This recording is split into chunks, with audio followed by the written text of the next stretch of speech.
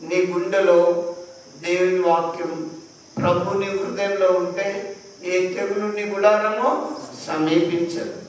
క్రీస్తునందు ప్రియ దేవుని బిడ్డలారా, దయచేసి మరి ఎలా నేను చెప్పే అంశం ఒకసారి చెప్పండి.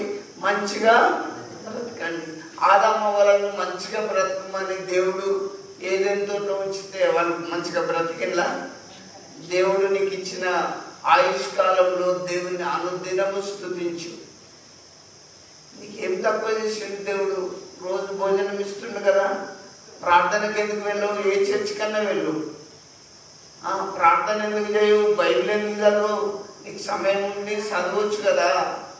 నీ బ్రతకాలంలో నువ్వు చేసేది ఏంది? ఒకసారి ఆలోచించుకో. మంచిగా బ్రతకండి అలా నేను చెప్పే అంశం గమనించండి లేఖనాల నుంచి. దయచేసి హెజ్కేల్ గ్రంథంలోకి రండి. హెజ్కేల్ గ్రంథం 37వ అధ్యాయము 5వ వచనంలో చూడండి. హెజ్కేల్ గ్రంథం 37వ అధ్యాయం 5వ వచనం చదవండి.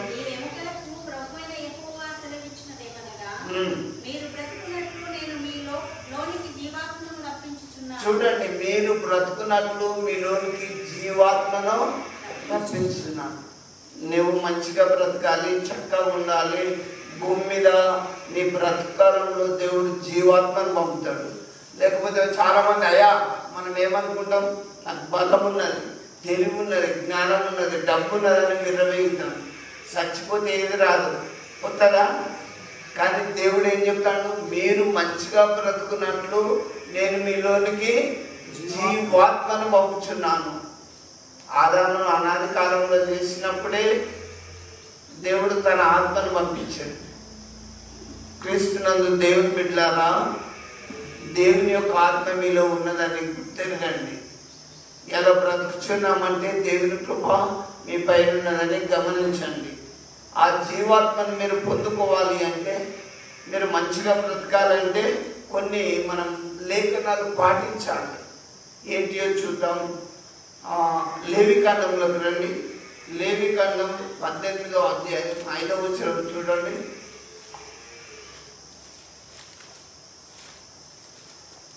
లేవికాండం 18వ అధ్యాయం 5వ వచనంలో చూడండి. మీరు నా కట్టడలను నా విధులను ఆచరింపవలెను. అట్లయితే ఎట్లా బ్రతుకుతారు? దేవుని కట్టడాలు విధులు గైకొంటే బ్రతుకుతారు. మీరు గుడికొస్తారు, అరే తాగొద్దు బాబు అని, తాగుబోతులు, విగ్రహారాధికులు, వ్యభిచారులు దేవుని రాజ్యానికి వారసులు కారు అని వ్రాయబడ్డది. వాటిని మనం ఫాలో అవ్వాలి. అక్కడ బైబిల్ ఏం చెప్తుంది? లేవికాండంలో 6 లక్షల జనాంగానికి దేవుడు చెప్తాడు. మరి చెప్పమ్మా, మీరు నా కట్టడలను నా విధులను ఆచరింపాలి. వాటిని గైకొని వాడు బ్రతుకుతాడు. భూమి మీద మీరు మంచిగా బ్రతకాలంటే ఏం చేయాలి? ఇప్పుడు మనకు అర్థమైంది. దేవుని విధులు, కట్టడలు, అవి ఆజ్ఞలు మనము గైకొనాలి. అట్లా గైకున్నప్పుడే బ్రతుకుతాం. వింటుల్లా? ఒకసారి మనం సెల్ఫ్గా మనం అనుకుందాం, దేవుని కట్టడాలు ఎన్ని మీరినా, దేవుని ఆజ్ఞలను పాటిస్తున్నా? ఒక్కసారి నిన్ను నువ్వు పరిశీలించుకో. నువ్వు బ్రతకాలి, మంచిగా బ్రతకాలంటే ఆయన కట్టడలు, ఆజ్ఞలు, విధులు గైకొనాలి. గైకొనేవాడే చక్కగా బ్రతుకుతాడు భూమి మీద. దావీదు ఏమంటాడు తెలుసా? కృపాక్షేమంలే చిరకాలం నేను యెహోవా మందిరంలో నివాసం చేశాను. నీ వెంట కృపాక్షేమంలో ఉన్నాయా లేవా? ఎందుకో తెలుసుకొని లైఫ్ ఆగమైపోతుంది. ఎందుకు తెలుసా? నువ్వు కట్టడలను గైకొండలేవు, దేవుని విధులను గైకొండలేవు. నీవు భూమి మీద ఫలించి అభివృద్ధి పొందాలి అంటే దేవుని కట్టడలు, ఆజ్ఞలు గైకొనాలి. అవి గైకొనేవాడే బ్రతుకుతాడు. అది క్లియర్గా రాయబడ్డది. ఈ భూమి మీద డబ్బు ఉండొచ్చు, కొంతకాలం బతుకుతాం. తెలివి ఉండొచ్చు, కొంతకాలం బతుకుతాం. ఉద్యోగం ఉండొచ్చు, రిటైర్డ్ అయ్యాక బతుకుతాం. తర్వాత కష్టమే కదా.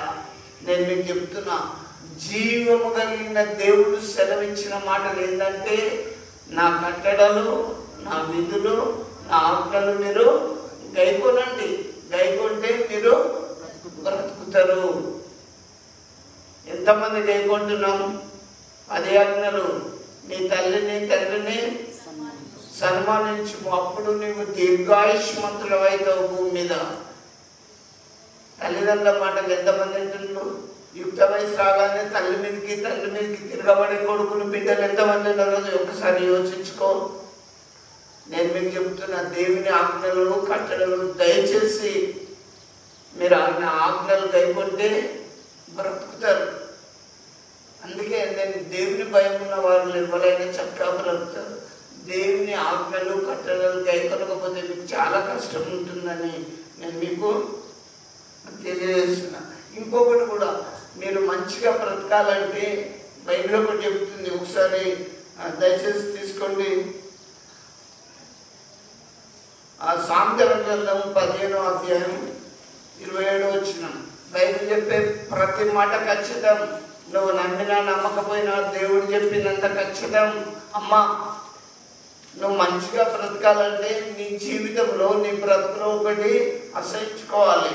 సామెతల గ్రంథం 15వ అధ్యాయం 27వ వచనం.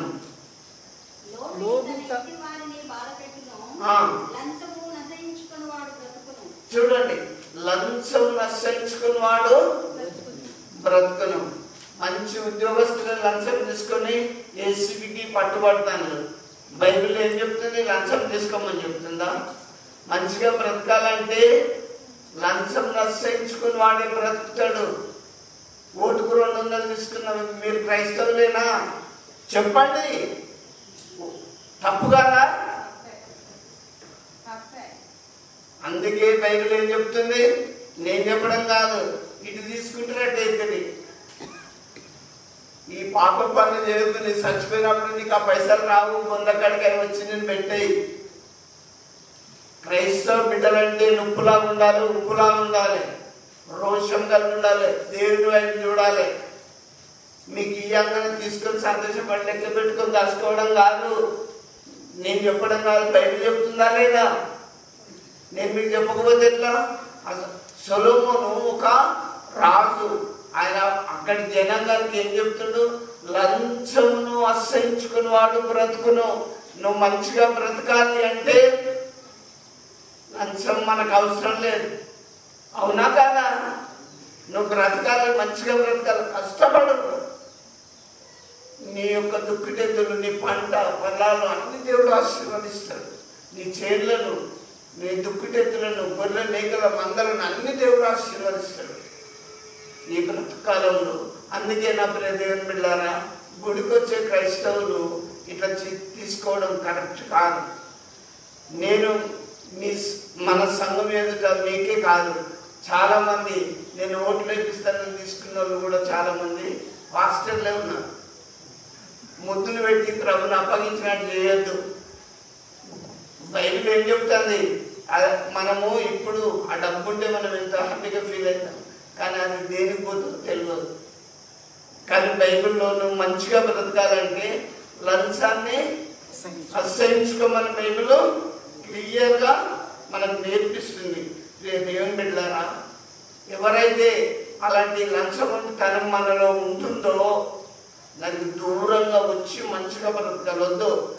కష్టపడిన సొమ్ము మనకెందుకు? అవునా? కాబట్టి నా ప్రియ దేవుని బిడ్డలారా, దేవుని వైపు చూస్తూ పేదవాళ్ళమైనా పర్వాలేదు, నిజాయితీగా నమ్మకంగా దేవుని అందు విశ్వాసంగా బ్రతుకుదాం. మంచి బ్రతుకు ప్రభునందు కలిగి ఉందాం. ఇంకొకటి కూడా ఎహెజ్కేలు గ్రంథంలో చక్కగా వ్రాయబడ్డది. చూడండి, ఎహెజ్కేలు గ్రంథం 3వ అధ్యాయం 21లో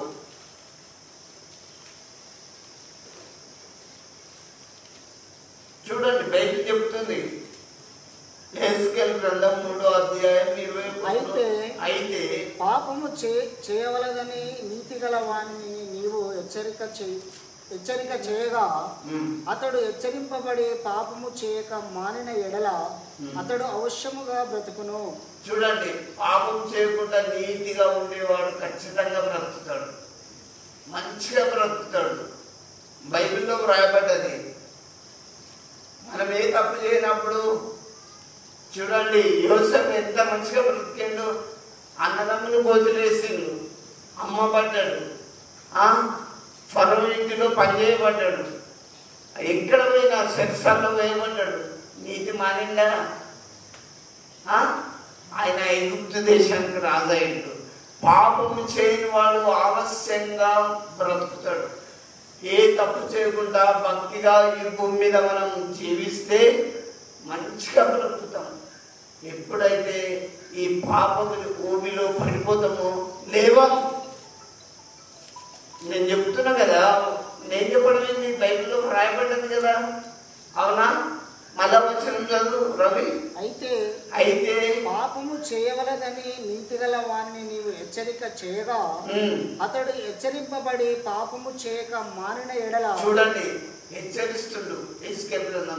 మీ అందరి సంఘం ఎదుట నేను మీ అందరిని హెచ్చరిస్తుంది ఈరోజు. పాపానికి దూరంగా ఉండండి అయ్యా. పాపం చేయడం మానుకోండి, ఎందుకంటే మీరు మంచిగా బ్రతకాలి. నీ బ్రతుకు దినంలో నీ కృపాక్షములు మీ వెంట రావాలంటే పాపము అసహించుకోండి, పాపానికి దూరంగా ఉండండి. అట్లా దూరంగా ఉన్న వాళ్ళు చక్కగా బ్రతుకుతారు, మంచిగా బ్రతుకుతారని వాక్యం మనకు నేర్పిస్తుంది. ఇంకా అదే 18వ అధ్యాయం అందులోనే చూడండి, 9వ వచనం. 18వ అధ్యాయం 9వ వచనం చూడండి.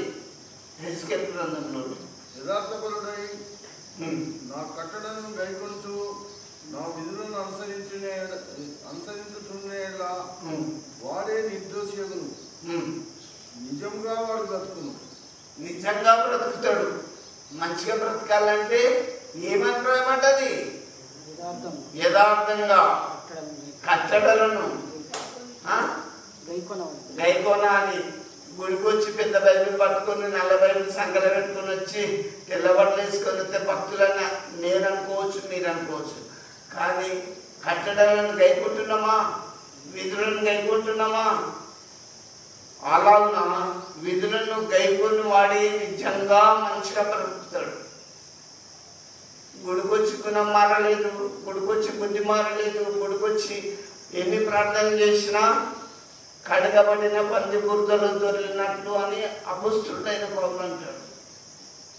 మనము పందికి స్నానం చేపిస్తాను కదా, దాని రోతపాత జీవితం మళ్ళా పోయి అదే బురదలో పడుతుంది.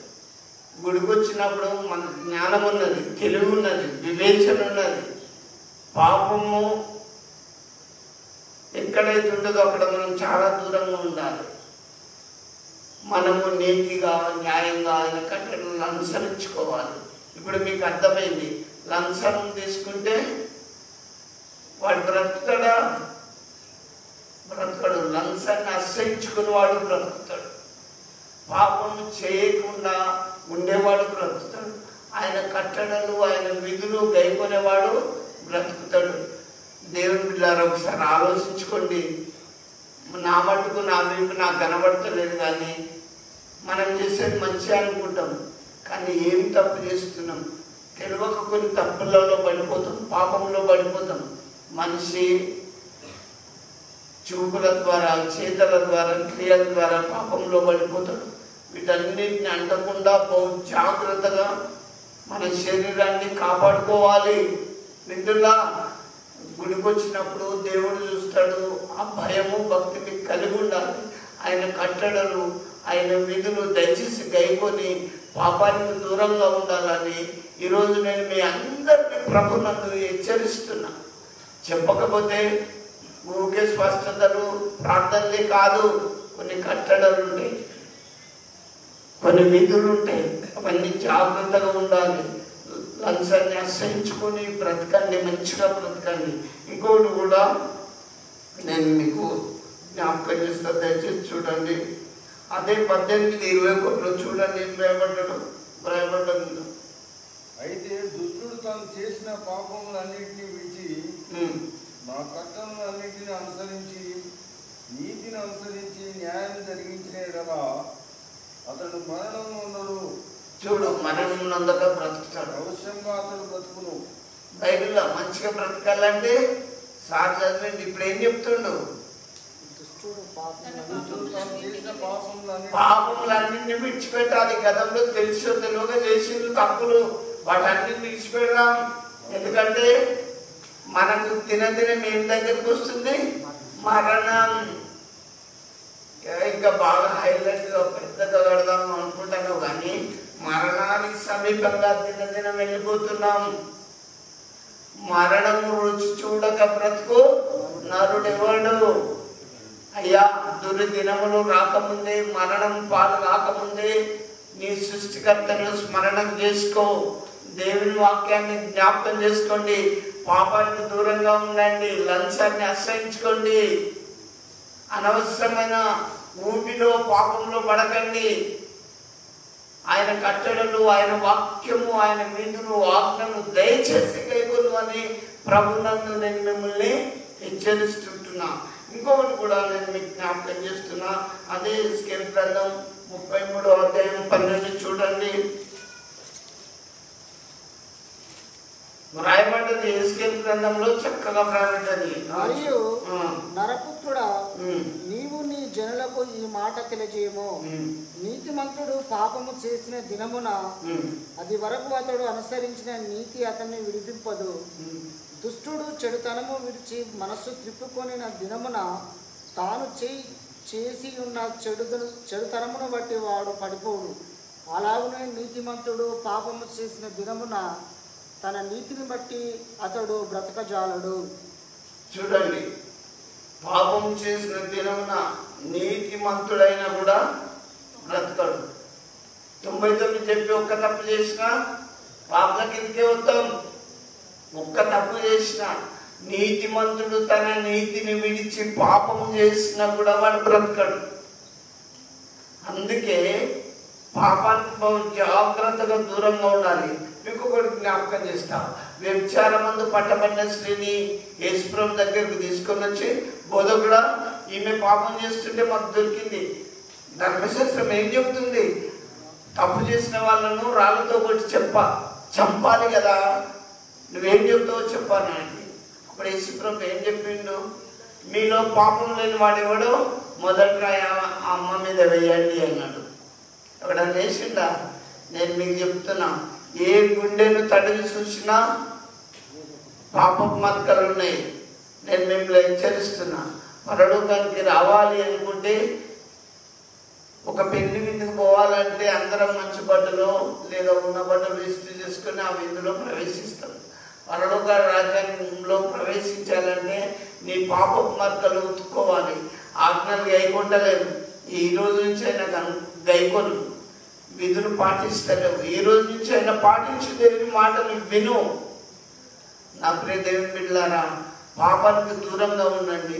గతంలో పాపం చేసినవచ్చు, ఇక నుంచి ఆ తొవ్వ నుంచి విడువు, ప్రభు మార్గంలోనికి రా.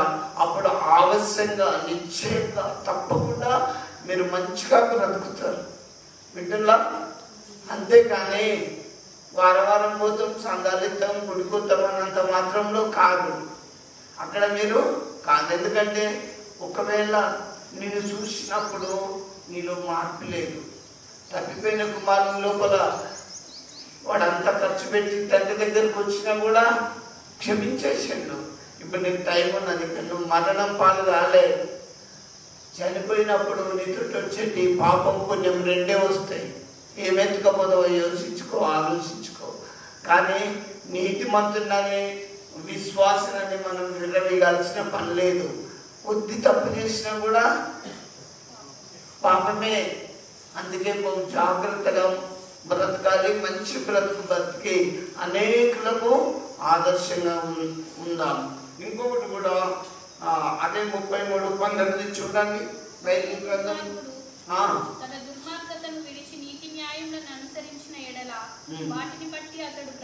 చూడండి. దుర్మార్గుడు కావచ్చు గతంలో, కానీ గతంలో తెలిసి ఇట్లాంటి హెచ్చరిక వాక్యాలు ఎక్కువ చెప్పకుండా వాడు దుర్మార్గుడై ఉన్నాడు కదా, కానీ వాటిని విడిచి నీతి న్యాయములను అనుసరించిన యెడల వాటిని బట్టి అతడు బ్రతుకుతాడు. ఈ భూమి మీద నువ్వు మంచిగా బ్రతకాలంటే నీతి న్యాయములో ఉండాలి. నీతి తప్పిన పని చేయొద్దు. నీతి న్యాయం రెండు చూసుకో. ఇప్పుడు ఎగ్జాంపుల్ మీకు చెప్తున్నా, ఈ చెల్లె మా చర్చికి అవుతుందని చెప్పి, ఈ తమ్ముడు మా చర్చికి అవుతాడని చెప్పి మీ వైపు మాట్లాడుతుంది. తప్పు చేస్తే రవి నువ్వు తప్పు చేసినావు, చెల్లి నువ్వు తప్పు చేసినావు అని చెప్పాలి. రాకపోయినా పర్వాలేదు. నేను మీకేం చెప్తున్నా, నీతి న్యాయం అనుసరించాలి. అట్లా నీతి న్యాయం అనుసరించినప్పుడు భూమి మీద మంచిగా బ్రతుకుతాం. ఇప్పుడు ఎట్లా బ్రతుకుతాం తెలుసుకున్నాం కదా. ఆజ్ఞలు పాటించాలి, పాపం చేయకుంటుండాలి, ఇంకా లంచాన్ని అసహించుకుంటే మంచిగా బ్రతుకుతాం. ఇంకా నువ్వు దీర్ఘాయుష్మంతుడు కావాలంటే ఆజ్ఞలలో నీ తల్లిని తండ్రిని సన్మానించు. అప్పుడు నీవు దీర్ఘాయుష్మంతుల వైపు భూమి మీద చక్కగా బ్రతుకుతావు. అందుకే దేవుడు చాలా ఆజ్ఞలు కట్టడలు ఇచ్చిండు. మీరు మంచిగా బ్రతకాలి అంటే మీరు ఏం చేయాలో మీరే అర్థం చేసుకోండి. ఇంకా ఒకటి నేను హబక్కూకు గ్రంథం రండి. హబక్కూకు గ్రంథం దైవస్తున్న వారు తీసుకోండి. 2:4 చూడండి. 2వ అధ్యాయం 4వ వచనం.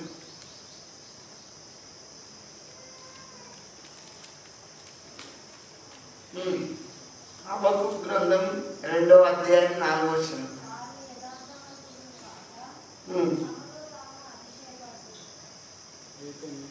2వ అధ్యాయం 4వ వచనం.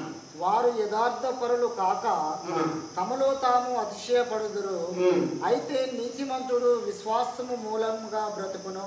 చూడండి, నీతి ఉంటే విశ్వాసం మూలంగా బ్రతుకుతాం. నీలో నీతే లేదు, బ్రతుకుతావా? నీతిమంతులు ఎట్లా బ్రతుకుతారు? విశ్వాసం, దేవుని మీద విశ్వాసం ఇస్తే బ్రతుకుతారు.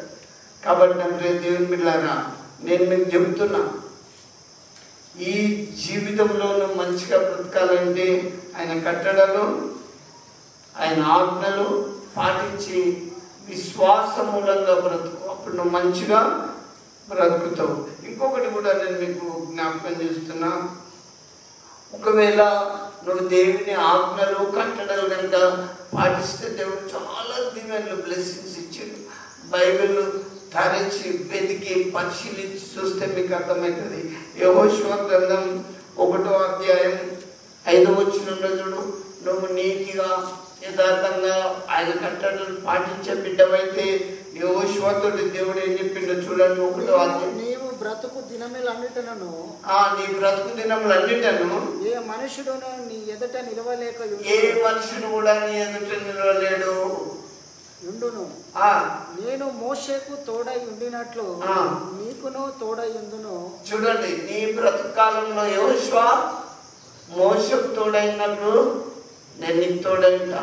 ఏ మనుషుడు కూడా నీ ఎదుట నిలవలేడు. వాడు మాతృకుడు అయితే వాడు ఏది చెప్పింది. క్రైస్తవ బిడ్డలు ఎలాంటి సమస్యలు కూడా జరగరు. ఎందుకు చెప్పనా?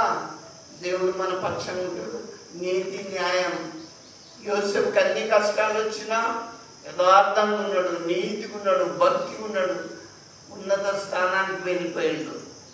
ఆయన ఎదుట ఎవరన్నా ఏమన్నా ఆపోజిట్ మాట్లాడేలా ఏం లేదు. అందుకే యెహోషువ, నేను మోషేకు తోడైనట్లు నేను నీకు తోడై ఉంటా. నీ బ్రతుకులు అమ్మ, మీ బ్రతుకులు దేవుడు మీకు తోడై ఉండాలంటే పాపం చేయొద్దు, లంచం తీసుకోవద్దు, నీతిని మరవద్దు, న్యాయం తప్పదు, ఆజ్ఞలు పాటించాలి, దేవుని కట్టడలు పాటించాలి. ఇవన్నీ చేస్తేనే మీరు కరెక్ట్. కానీ అవకాశాన్ని బట్టి పాపానికి బానిసలైనప్పుడు దేవుడు మీ ప్రార్థన విన్నాడు, మీరు పరలోక రాజ్యం కూడా చేరాడు. నేనైతే హెచ్చరిస్తూ చెప్తున్నా, తల్లిదండ్రులను ఎవరైతే ప్రేమిస్తున్నారో ఇక నుంచి ప్రేమించండి. అసలు వాళ్ళ మాటలు, తల్లిదండ్రుల మాటలు, ఏ కొడుకైనా బిడ్డైనా తల్లిదండ్రి మాట అసహించడం అట్లా అస్సలు చేయకండి. ఎందుకంటే వారు మీ మంచి కోరే చెప్తారు. నా బిడ్డ నా కొడుకు బాగుపడాలి అని చెప్తారు. కాబట్టి మనం ఎప్పటికైనా వాళ్ళకు లోబడి వాళ్ళు చెప్పినట్లు చేసి దేవుని దీవెనలు పొందాలి. బైబిల్ అదే మనకు నేర్పించేది, తిరుగుబాటు కాదు. కాబట్టి నా ప్రియ దేవుని బిడ్డలారా, యెహోషువను దేవుడు పిలిచి, యెహోషువ, ఏ మనుషుడు కూడా నీ బ్రతకాలంలో నీకు ఎదురు పడడు. నేను మోసేకు తోడైనట్లు నీ బ్రతకాలం అంతా నీకు తోడైనా. ఇక్కడ చూడండి, దేవుడే నీ బ్రతుకులో తోడుంటే జీవితంలో ఎవరు హెల్ప్ ఎందుకు మనకు? అవునా? కష్టంలో, రోగంలో, శోధంలో, శ్రమలో, దుఃఖంలో, మరణంలో దేవుడు తోడున్నాడు అనుకోండి, భయం ఎందుకు ఈ జీవిత యాత్రలో? అందుకే నేను మీకు చెప్తున్నా, ఈ కట్టడలు, ఈ వాక్యము అనుదినము మీరు దయచేసి చదవండి, ఆశీర్వదింపబడండి.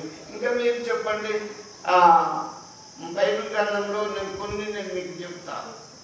ఒకసారి బైబిల్ ఉన్నవారు చూడండి, రోజు ఈ వాక్యం వినేవాడు నిత్యము బ్రతుకుతాడు. ఈ బ్రతకాలి అంటే దేవుని వాక్యం నీలో ఉండాలి. ఇంకా ఒక వచనం నేను మీకు జ్ఞాపకం చేస్తాను.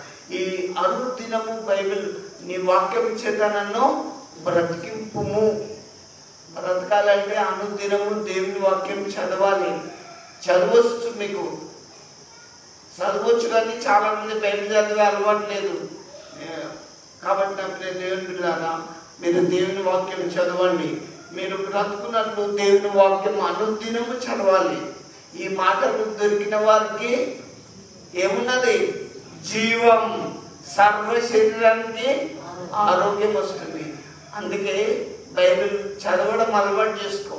బైబిల్ చదివినప్పుడు పాపం చేయం, బైబిల్ చదివినప్పుడు తప్పు చేయం. బైబిల్ అనుదినం చదువుతున్నప్పుడు దేవుని కట్టడలు, పద్ధతులు అన్నీ మనకు తెలుస్తాయి. పాపం చేయం, లంచం సహించుకోను, అన్యాయ తీర్పు కూడా తీర్చాం. కరెక్ట్ మాట్లాడదాం, అయితే కాకపోతే కాదు. కానీ ప్రజల మధ్య మెప్పుకోని తప్పు చెప్పొద్దు ఎప్పుడు కూడా. బాగా గుర్తుపెట్టుకో, వీళ్ళంతా మనోళ్ళే కదా, వీళ్ళ పక్షంగా మాట్లాడమని, వీళ్ళు తప్పు చేసినా రైట్ అని చెప్పకూడదు. కాబట్టి దేవుని బిడ్డలారా, మనుషుడు రొట్టె వలన కాదు బ్రతికేది, దేవుని మాట వలన బ్రతుకుతాడు. మంచిగా బ్రతకాలి అంటే దేవుని మాటలో మన మనసులో ఉండాలి. కాబట్టి దావీదు ఏమంటాడు అంటే, మీరు బ్రతుకున్నట్లు దేవాన్ని కరుణ కటాక్షములు నా మీద చూపమంటాడు బైబిల్ గ్రంథంలో.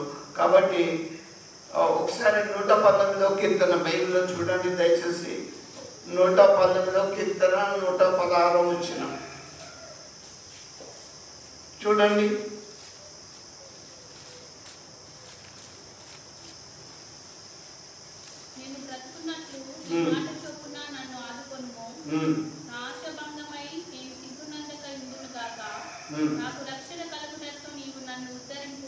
నేను బ్రతుకున్నట్లు నీ మాట చొప్పున నన్ను ఆదుకొనుము.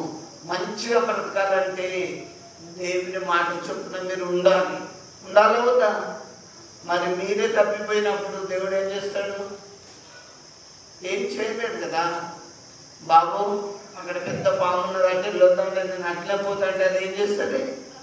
కాటు పెడతాడు.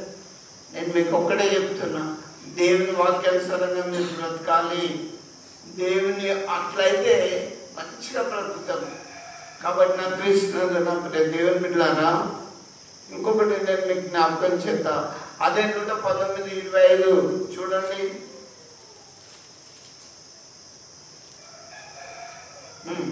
119వ అధ్యాయం.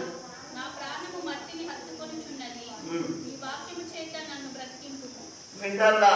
నీ వాక్యము చేత నన్ను బ్రతికింపు. వాక్యం చదువుతానులా. క్రైస్తవులమే మనం. రోజు ఎన్ని అధ్యాయాలు చదువుతాను? చదువచ్చిన వాళ్ళకి చెప్తున్నా. బైబిల్ చదవాలంటే చదువుతానమ్మా. దేవాన్ని వాక్యం చేత నన్ను బ్రతికింపు. ఈ మాటలు అన్నది దావీదు రాజు. వాక్యం చదివచ్చిన పిల్లలైనా పెద్దలైనా చర్చకొచ్చే వాళ్ళైనా రోజు బైబిల్ చదువుకుంటున్నా లేదా? దేవుడు వాక్యం ద్వారా కూడా మాట్లాడతాడు. అందుకే దావీదు ఏమంటుడు, నీ వాక్యం ద్వారా నన్ను బ్రతికించు. నువ్వు మంచిగా బ్రతకాలంటే అనుదినము వాక్యము చదవాలి. అందుకే నా ప్రియ దేవుని బిడ్డలారా, బైబిల్ చదువుకుంటా ఉండే వాళ్ళు ఎంతమంది రోజు బైబిల్ చదివే వాళ్ళు ఎంతమంది? చూడండి ఒకసారి, మిమ్మల్ని మీరు పరిశీలించుకోండి. ఇక్కడి నుంచి అయినా నేను మిమ్మల్ని హెచ్చరిస్తున్నా, బైబిల్ చదివితే దేవుడు తెలివి జ్ఞానం ఇస్తాడు. కానీ చాలామంది ఏం చేస్తారంటే ఎంతో కష్టపడతాం, పని చేస్తాం, డబ్బులు సంపాదించుకుంటాం, అంతటితో అయిపోతుంది. కానీ నేను మీకు చెప్తున్నా, ఈ మాటలు మీ భూమి మీద మీరు మంచిగా బ్రతకాలంటే పాపం చేయొద్దు, నీతిగా ఉండండి, దేవుని ఆజ్ఞలు కట్టడలు మరీ పాటించండి, లంచం నశించుకోండి, నీతి న్యాయాలు అనుసరించి నడుచుకొని దేవుని పొందండి. అనుదినము దేవుని వాక్యం చేత మీరు నింపబడి ఆశీర్వదింపబడాలని క్లుప్తంగా నేను ఈ వాక్యాన్ని ముగిస్తున్నా. దేవుని వాక్య భాగము మీ వినికిడిలో ఆశీర్వదించును కాక. ఆమేన్. ప్రార్థించుకుందాం. మమ్మల్ని మిక్కిలిగా ప్రేమిస్తున్న మా తండ్రి, మీ పాదములకు స్తోత్రం. అయ్యా, మేము ఈ లోకంలో మంచిగా బ్రతుకున్నట్టు కృప చూపండి. నీతి న్యాయం అనుసరించి కృపాక్షమంలో మా వెంట వచ్చినట్లు అనుక్షణము మీ యుద్ధ అనేక విషయాలు మేము నేర్చుకున్నట్లు మమ్మల్ని ఆశీర్వదించండి. బిడ్డలు ఈరోజు నేర్చుకున్న వాక్యంలో వారి హృదయం అనే పలక మీద రాసుకొని దాచుకొని మేము స్తుతించే భాగం తెచ్చేయండి. ఇదిగో ప్రభువా, ఈ దీనుడిని అయినా నన్ను మరుగు చేసుకొని మీరు మాట్లాడినందుకు మీకు వందనాలు చెల్లిస్తూ యేసు నామములో ప్రార్థిస్తున్నాము. ఆమేన్.